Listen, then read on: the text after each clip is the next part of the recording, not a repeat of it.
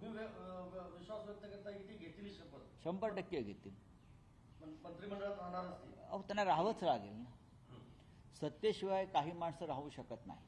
अजित पवार काल निश्चितपणे म्हणाले एकनाथ शिंदे घेतील की नाही माहित नाही, पण मी मात्र मुख्यमंत्री नाही, बघा, अजित पवारांचं राजकारण वेगळं आहे. अजित पवारांनी दिल्लीशी चांगल्या प्रकारे जुळवून घेतलेलं आहे अशी माझी पक्की माहिती आहे. आणि त्यांच्यावर ज्या काही जबाबदाऱ्या आहेत त्या जबाबदाऱ्या काय आहेत हे मला माहिती आहे टाकलेल्या.